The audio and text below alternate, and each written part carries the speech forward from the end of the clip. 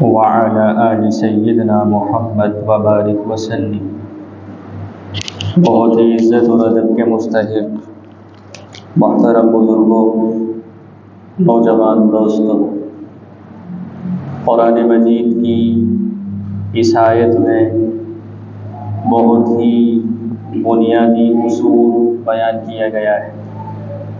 اسلامی معاشرہ پرامن ہو، عدل اور انصاف قائم ہو، بد امنی نہ ہو، دنیا کا ماحول شاندار ہو، اس کے لیے نہایت ہی اہم اصول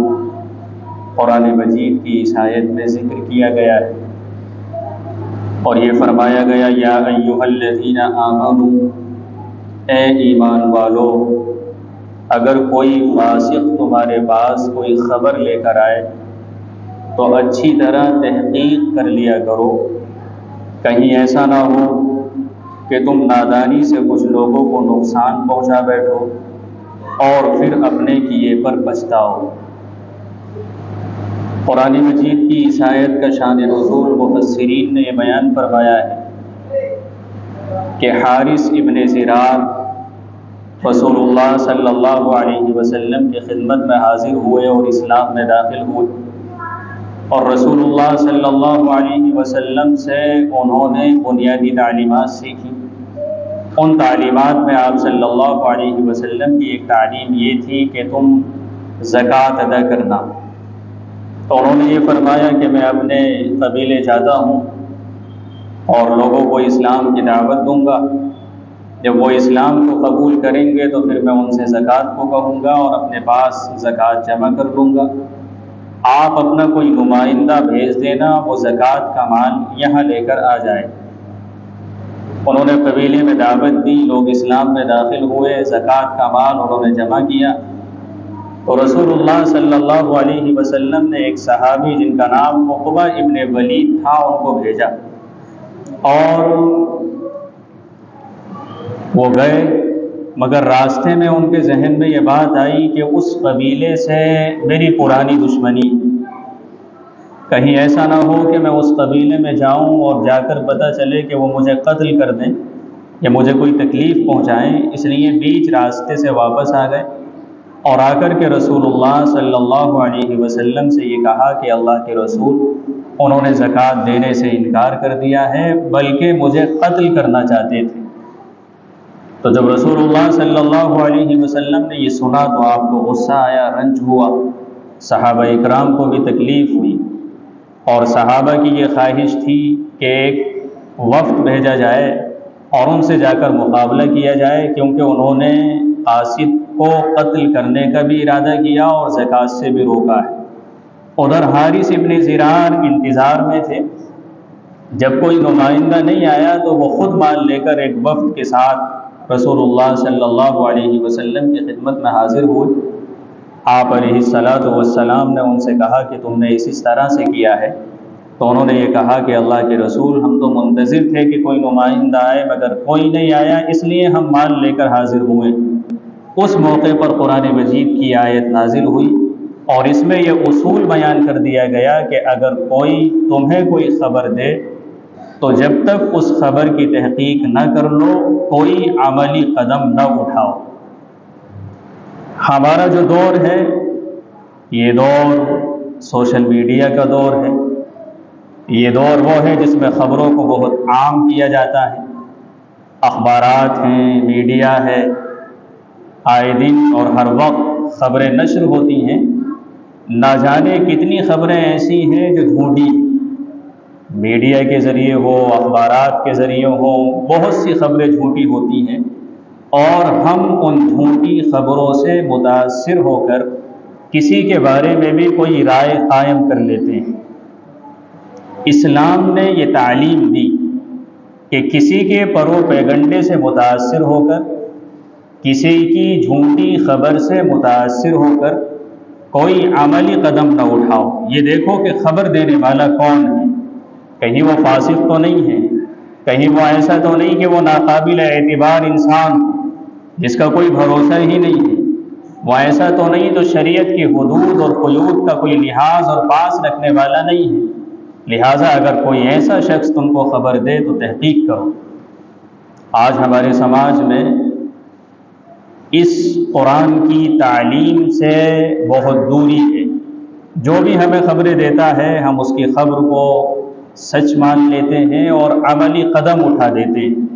جس کے نتیجے میں انتشار ہوتا ہے، فساد ہوتا ہے، جھگڑے ہوتے ہیں،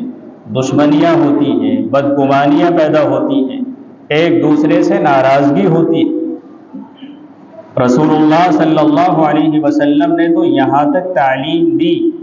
کہ کوئی سنی سنائی بات آگے بیان نہ کرے بغیر تحقیق کے، بلکہ آپ علیہ السلام نے یہ فرمایا کہ اگر کسی نے سنی کوئی بات اور آگے بیان کر دی تو یہ بھی ایک جھوٹ ہے، یعنی یہ بھی ایک جھوٹ ہے کہ بغیر تحقیق کے کوئی بات بیان کر دی جائے۔ رسول اللہ صلی اللہ علیہ وسلم کا گزر ایک موقع پر دو قبروں کے پاس سے ہوا تو آپ علیہ السلام نے یہ فرمایا کہ ان قبروں والوں کو عذاب ہو رہا ہے، اور آپ نے یہ فرمایا کہ عذاب کوئی بہت بڑی گناہ کی بنیاد پر نہیں، بڑی باتوں کی بنیاد پر نہیں ہو رہا، بلکہ ایک کو عذاب اس لیے ہو رہا ہے کہ یہ پیشاب کی چھینٹوں سے نہیں بچتا تھا، اور دوسرے کو عذاب اس لیے ہو رہا ہے کہ یہ چغل خوری کیا کرتا تھا۔ چغل خوری کہتے ہیں ایک جگہ کی بات سن کر دوسری جگہ ان باتوں کو بیان کرنا اس نیت کے ساتھ کہ فساد ہو، جھگڑا ہو، لوگوں میں دشمنیاں پیدا ہوں۔ اس لیے تو رسول اللہ صلی اللہ علیہ وسلم نے فرمایا لا يدخل الجنت نمام، چغل خوری کرنے والا جنت میں داخل نہیں ہوگا۔ ایک موقع پر رسول اللہ صلی اللہ علیہ وسلم نے فرمایا لا يدخل الجنت قطات، قطات جنت میں داخل نہیں ہوگا۔ ایک لفظ آپ نے نمام کا استعمال فرمایا اور ایک قطات کا استعمال فرمایا۔ نمام کہتے ہیں جس نے مجلس میں کوئی بات سنی اور جا کر وہ دوسری جگہ بیان کی، اس لیے تاکہ جھگڑا ہو، فساد ہو، انتشار ہو۔ اور قطات کہتے ہیں اس انسان کو جس نے خفیہ طور پر چھپ کر کسی کی بات کو سنا اور آگے اس کو بیان کر دیا، اس غرض سے کہ دشمنیاں پیدا ہوں، جھگڑے ہو جائیں، انتشار ہو جائے۔ آپ علیہ السلام نے فرمایا نمام ہو یا قطات ہو وہ جنت میں داخل نہیں ہوگا۔ تو ہمارے سماج میں بہت زیادہ عام ہے یہ بیماری کہ ایک کی باتیں دوسری جگہ بیان کی جاتی ہیں، نہ جانے کتنی باتیں جھوٹی ہیں جو چل پڑتی ہیں اور ہم ان باتوں کو سچ مان لیتے ہیں۔ ناقابل یقین آدمی جس کا کوئی بھروسہ نہیں، جس کا کام ہی یہ ہے کہ وہ باتوں کو بڑا چڑھا کر بیان کرتا ہے تاکہ سماج میں جھگڑا ہو اور لڑائی ہو، تو ایسے انسان کی بات کو قبول نہ کیا جائے جب تک کہ تحقیق نہ ہو جائے اور یہ بات یقینی طور پر ثابت نہ ہو جائے کہ اس نے جو کہا وہ بات سچی ہے، یقینی ہے، طے شدہ ہے۔ ہمارا عدالتوں کا نظام دیکھیں، ایسی جھوٹی گواہی کا چلن ہے، بلکہ وکیل پہلے ہی سے گواہ کو پٹی پڑھا لیتا ہے، بلکہ الفاظ سکھاتا ہے، تمہیں اس طرح سے کہنا ہے، اس طرح سے کہنا ہے، اس طرح سے کہنا ہے۔ جب گواہی جھوٹی دی جاتی ہے تو پھر اس کا نتیجہ یہ ہوتا ہے کہ اس پر جو فیصلہ مرتب ہوتا ہے وہ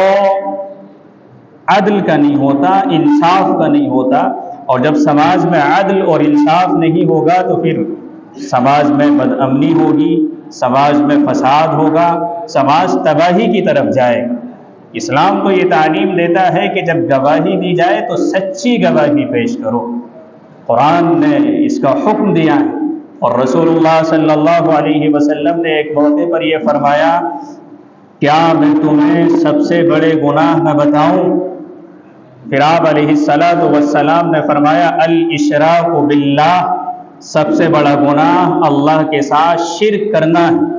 اس کے بعد آپ علیہ السلام نے فرمایا وعقوق الوالدین،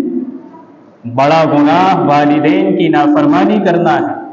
پھر آپ علیہ السلام نے فرمایا وشہادۃ الزور او قول الزور،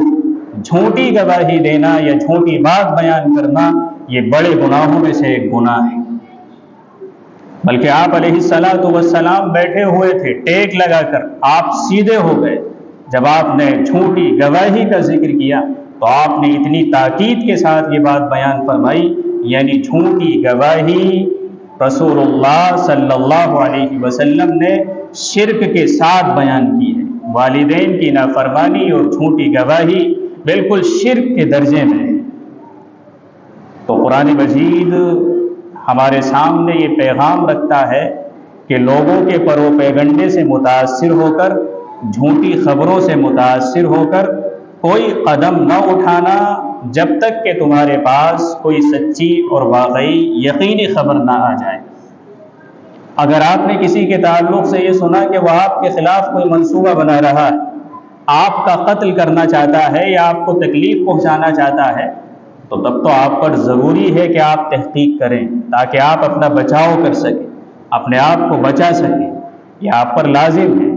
لیکن اگر آپ سے کسی نے یہ بتایا کہ فلاں شخص ہے جو شراب پیتا ہے، اب آپ پر ضروری اور لازم نہیں ہے کہ آپ اس کی تحقیق کرنی شروع کر دیں، کیونکہ آپ کو اس کا نگراں نہیں بنایا گیا ہے، آپ کو اس کا وکیل نہیں بنایا گیا ہے۔ اگر آپ اس کے اس عیب کو تلاش کرنے کی کوشش کریں گے تو پھر اس کا مطلب یہ ہے کہ آپ سماج میں اسے ذلیل کرنا چاہتے ہیں، سماج میں اسے رسوا کرنا چاہتے ہیں، آپ اس کی مذمت چاہتے ہیں۔ تو ایسی خبروں کی تو تحقیق بالکل بھی نہیں ہے جن خبروں کا تعلق کسی کی ذات سے ہو۔ قرآن مجید میں حضرت عائشہ رضی اللہ تعالی عنہا کا جو واقعہ بیان کیا گیا ہے،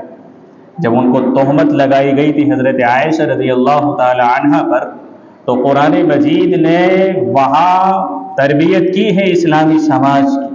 اور اسلامی معاشرے کی۔ اور قرآن مجید میں یہ ہے کہ جب تمہارے کانوں میں یہ بات پہنچی کہ عائشہ پر الزام لگایا جا رہا ہے، تو پھر قرآن یہ کہتا ہے کہ تم نے فوراً یہ کیوں نہیں کہا ھذا بہتان عظیم، یہ ایک بہتان ہے، یہ ایک جھوٹ ہے، اس کا سچ سے کوئی تعلق نہیں۔ اور قرآن مجید کی اور آیتیں ہیں اسی رکوع میں جس میں سماج کو تعلیم دی گئی کہ اگر کسی کی ذات پر کیچڑ اچھالی جائے، کسی پر الزام لگایا جائے، کسی کو بدکار کہا جائے، کسی کے تعلق سے کوئی غلط بات بیان کی جائے، آپ اسے آگے نہ بڑھائیں، بلکہ قرآن یہ تعلیم دیتا ہے کہ بری بات کو سماج میں پنپنے کی جگہ نہ دو،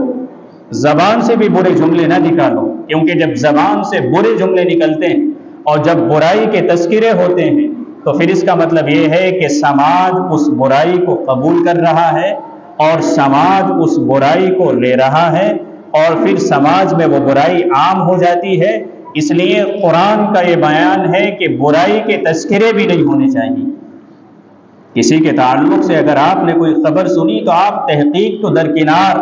آپ یہ کہیے کہ میرا گمان تو اس کے بارے میں اچھا ہے، میرا گمان تو اس کے بارے میں شاندار ہے۔